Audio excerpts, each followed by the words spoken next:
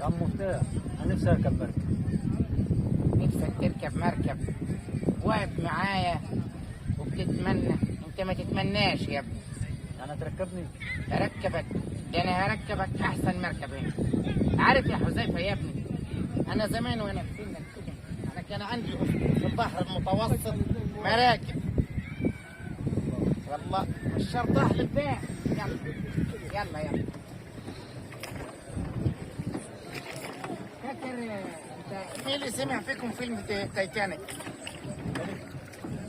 تايتانيك. مركب كده دي وسعت منك يا عم مفتاح. والله انا اللي كنت واقف وعامل كده ورا البنت الحلوه دي. ياه كانت ايام والله يا حذيفه، كانت ايام.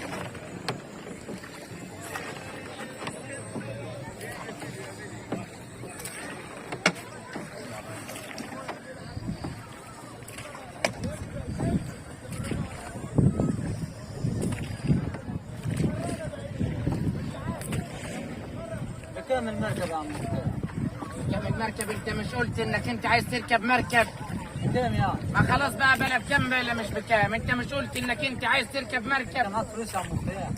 يا ابني انت جاي تسال مفتاح على فلوس؟ مفتاح كله فلوس يا حذيفه. لا اله الا الله. يا ساتر يا رب، العيل اللي ما بيفهم خالص دي. ايه دي؟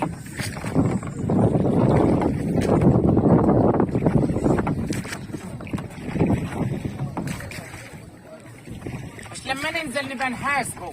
والله هو خلاص مصروع على الفلوس. احنا مش هناكلك يا عم. الحمد لله على السلامة يا عم مفتاح. الله يسلمك. رايح فين؟ استنى يا عم، استنى يا عم. كبير بالكبير ليه؟ مش اي احترام لادميه خالص. اقول لك كان عندي اسطول مراكب مش عارف ايه، انا اللي انزل الاول. اقول لك ايه يا مراكب، ايه سبك عند الراجل ده؟